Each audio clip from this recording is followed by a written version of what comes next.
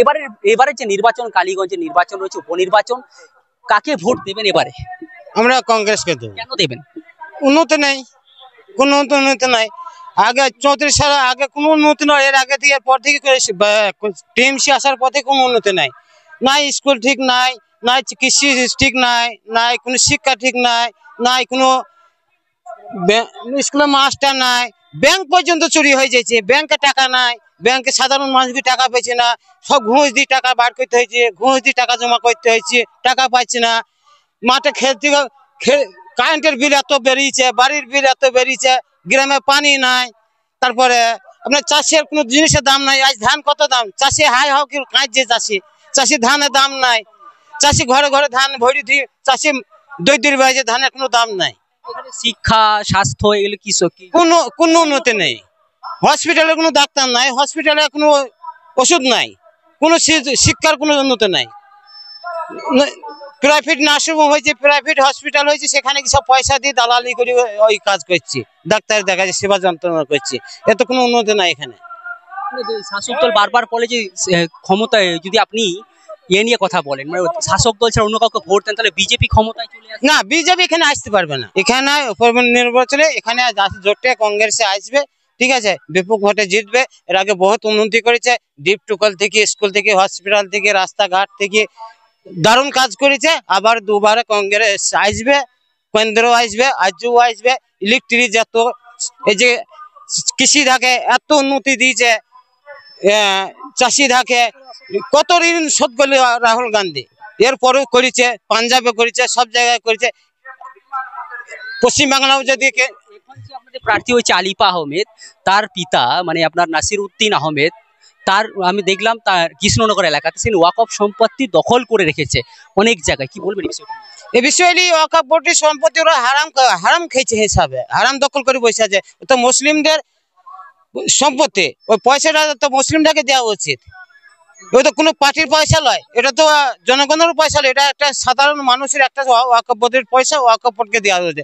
মাদ্রাসায়, মসজিদে মেলা লোক আছে, গরিব আছে, মুসলিমদের গরিব আছে, মুসলিমদের ছেলেরা শিক্ষা করতে পারছে না, পড়াশোনা করতে, ওইসব পয়সা গুনিতে খরচ করো। কার সম্পত্তিকে দখল করে বসি যে এইটা কি লাভটা কি আছে? গরিব মানুষ খেতে পাচ্ছে না। আজই মাদ্রাসা ঠিক নাই, মাদ্রাসা ঠিক হয়েছে না, মসজিদ ঠিক নাই, হয়েছে না, ওয়াকফে পয়সা ওয়াকফে খরচ করো, ওয়াকফে ই করো। হ্যাঁ, এখন যত চুরি ছাড়া সব জায়গায় চুরি। এর বিরুদ্ধে আমরা কেন্দ্র কংগ্রেস আসুক, রাজ্য কংগ্রেস আসুক, তবে দেশ বাঁচবে, তাছাড়া বাঁচবে না। কালীগঞ্জের হওয়া মোটামুটি আছে কংগ্রেসের দিকেই, মানুষের সাধারণ মানুষের যে কংগ্রেসকেই চাই। কংগ্রেসের বহু উন্নয়ন আছে দেশ স্বাধীনতার পর থেকে এই পর্যন্ত। কংগ্রেস ছাড়া মুসলিমদের পক্ষ কেউ কথা বলে না। মমতা ব্যানার্জি যতই বলুক আমি মুসলিম করে অন্য মাথায় দিয়ে যতই রোজার উহদেরি খাওয়াক আর খাক, আর মসজিদে গিয়ে সেই জামাতের সঙ্গে নামাজি পড়ুক আর যাই করুক, ওটা ওর অভিনয়। ওদের বিজেপি তৃণমূল একই দল, ওরা কৌশলগতভাবে আলাদা বলে, কিন্তু কাজে ওদের ঠিক। তৃণমূল ছেড়ে কখনো বিজেপি ছেড়ে তৃণমূল, ভারতবর্ষে তো আরো অন্য দল আছে, সেই দল তো করলে পারে, তাহলে সে দল করে না। তার মানে ওরা তো জানে যে বিজেপি মানে তৃণমূল মানে বিজেপি।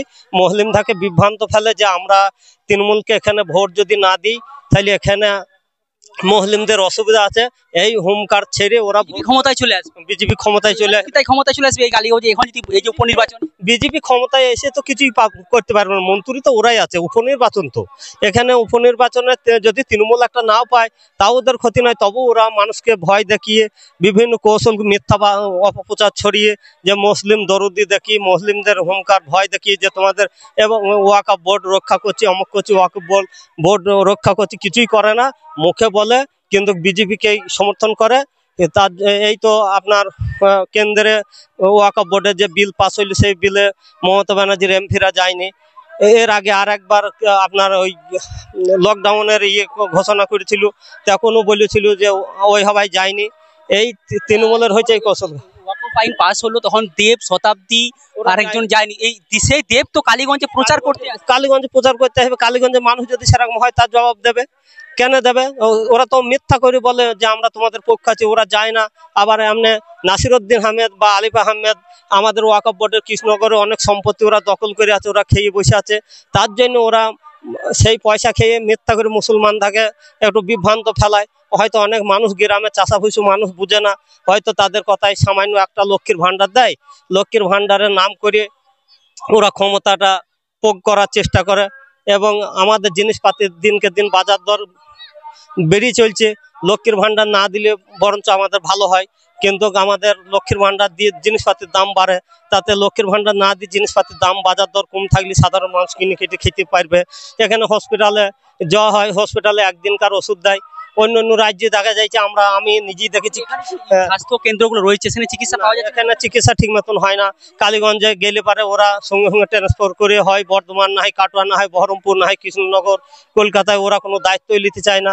সাধারণ মানুষ বিভ্রান্ত পড়ে, বড় বড় হসপিটাল বিল্ডিং পড়ে আছে কালীগঞ্জে, অথচ ডাক্তার নাই, ওষুধ নাই ঠিক মতন। গর্ভবতী মহিলারা তারা ঠিক মতন ছুটে যেতে হয় কলকাতায়, কলকাতায় পেটিয়ে দেয় ওরা। তাইলে এখানে কংগ্রেসকে দেওয়াটাই যথেষ্ট, কংগ্রেসকে সাধারণ মানুষ ভোট দেখ, এটাই আমরা চাই। কালীগঞ্জে যে উন্নয়ন বলতে চোরেদের উন্নয়ন, সাধারণ মানুষের কোনো উন্নয়ন নাই।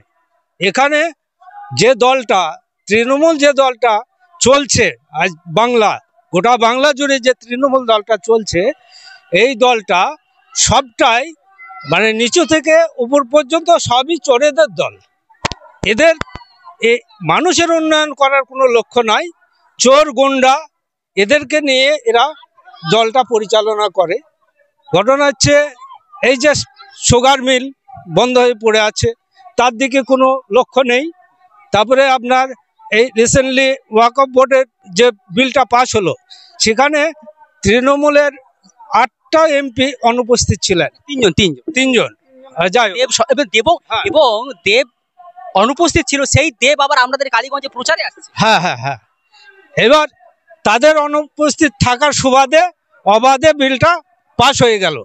সেখানে টিএমসি দল তারা কিন্তু ওর পক্ষেই সাইটা দিল।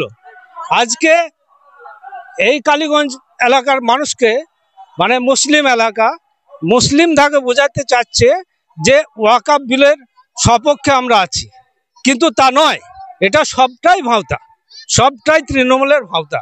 আমরা আপনাদের এলাকা ঘুরে দেখলাম, আপনাদের যে প্রাক্তন বিধায়ক মারা গেছেন নাসিরউদ্দিন আহমেদ, তিনি কৃষ্ণনগরে একাধিক ওয়াকফ প্রপার্টি ঘিরে জবরদখল করে রেখেছে, এবং তেনার যে পুরনো বাসভবন যেখানে আলিফা আহমেদ এখন যে প্রার্থী, সেও সেখানে মানুষ হয়েছে। আপনাদের বিধায়ক যারা রয়েছে, প্রার্থী হয়েছে, তারাই তো ওয়াকফ সম্পত্তি দখল করে রেখেছে। ঘটনা হচ্ছে দলটাই তো চোরের দল, এরা চুরি ছাড়া তো কিছু বোঝে না। এরা জবরদখল করবে না তো সাধারণ মানুষ করবে, আপনারা ভাবলেন কি করে? এটাই তো ঘটছে গোটা বাংলা জুড়ে, শুধু কালীগঞ্জে নয়, গোটা বাংলা জুড়ে এটা ঘটছে। আমরা দেখছি, সাধারণ মানুষ দেখছে, তবু মানুষ তাকে ভুল বুঝিয়ে ভাওতা দিয়ে এই জিনিসগুলা চলছে। আপনারা দেখলেন যে রিসেন্টলি 26,000 চাকরি চলে গেল, 25,700 কত 53 এই চাকরি চলে গেল। এরা অবৈধভাবে যে টাকাগুলা কালেকশন করে নিচে থেকে কালেকশন করে আপনার কালীঘাটের টালির চালে চলে গেল। তাতে দিদিমণি বলছে আমি কিছুই জানি না, কিন্তু সবটাই উনি বারবার বলে যে বিজেপি চলে আসবে ক্ষমতায়, মানে ভোট দিলে। এইটাই তো কৌশল ওদের। বিজেপিকে বাংলায় কখনোই বিজেপি আসবে না, এটা বিজেপির উপর ভাওতা দিয়ে। আপনারা দেখছেন যে বিজেপি সেই তৃণমূল। আজকে আমরা তাবর নেতাদেরকে দেখেছি যে টিএমসি থেকে বিজেপিতে, বিজেপি থেকে টিএমসিতে। আজকে শুভেন্দু অধিকারী যে বিরোধী দলনেতা, সে তো একসময় আপনার তৃণমূলের মন্ত্রী ছিলেন, আর সেই সময়ে এই চাকরিগুলোর টাকা কালেকশন হয়েছে।